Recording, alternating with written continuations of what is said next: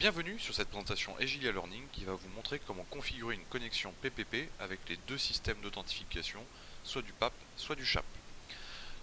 Pour cette présentation, j'ai connecté deux routeurs directement entre eux par le biais d'une interface de leurs interfaces sériales.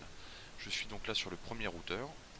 Je vais commencer par passer en mode privilégié, puis en mode de configuration globale. Première chose, je vais donner un nom à mon premier routeur. Je vais par exemple l'appeler routeur 1. Et je vais lui donner un mot de passe pour l'accès au mode privilégié, par exemple Cisco.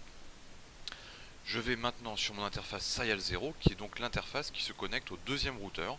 Je lui donne une adresse IP, par exemple 192.168.10.1, avec le masque de sous-réseau par défaut. Par défaut, les encapsulations sur les interfaces serial des routeurs Cisco est HDLC. Je vais donc passer l'encapsulation en PPP. Et je vais indiquer un clock rate sur cette interface puisque c'est l'interface DCE donc de notre connexion entre les deux routeurs. J'indique par exemple un clock rate à 2 mégas. Et avec la commande no shutdown, j'active l'interface. Voilà, je vais passer maintenant sur le deuxième routeur.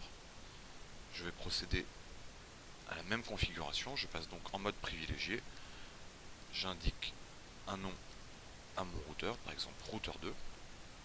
Puis un mot de passe pour l'accès au mode privilégié Cisco.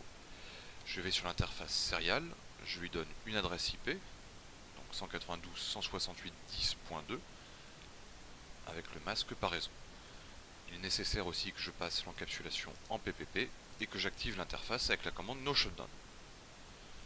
Je vais tester la connectivité entre mes deux routeurs. Je suis donc sur le routeur 2 et je ping le routeur 1 et c'est un succès. Voilà, donc pour le moment, nos deux routeurs ont réussi à monter la session, la connexion PPP entre eux, mais il n'y a pour le moment aucun système d'authentification. Au niveau des routeurs, on retrouve deux types d'authentification, soit du PAP, soit du SHAP. Donc nous allons commencer par voir la configuration avec du PAP. Donc il faut savoir que PAP n'est pas sécurisé, donc les mots de passe sont échangés en clair entre les deux routeurs, et il n'y a pas de mécanisme de vérification supplémentaire au niveau de l'authentification. C'est-à-dire qu'une fois que les deux routeurs sont authentifiés, eh bien la session la connexion devient up définitivement.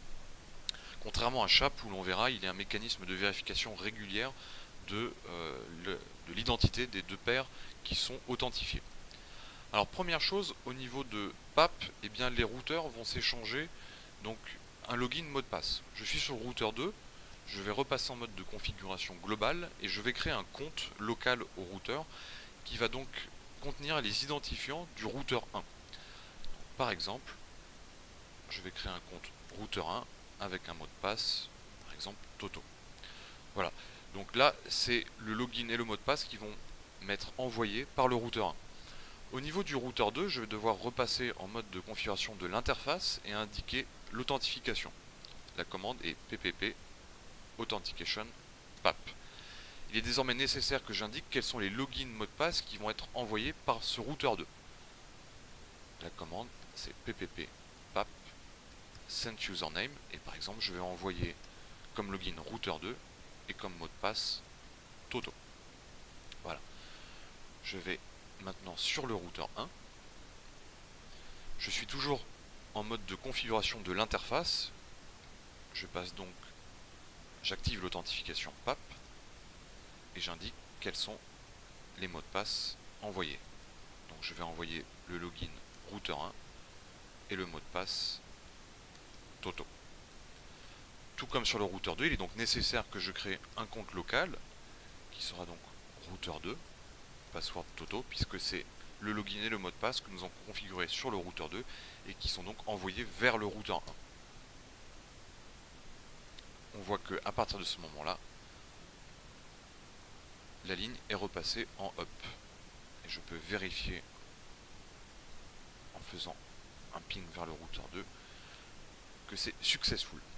Voyons maintenant comment configurer l'authentification non plus avec du PAP mais avec du SHAP. Alors il faut savoir que par défaut sur les routeurs Cisco, le login qui est envoyé correspond au nom d'hôte du routeur et le mot de passe correspond au mot de passe pour accéder en mode privilégié. je retourne sur l'interface serial et j'indique désormais que l'authentification est du SHAP. Je fais pareil sur le routeur 2. Voilà. Alors mon lien repasse up puisque effectivement nous avons vu tout à l'heure,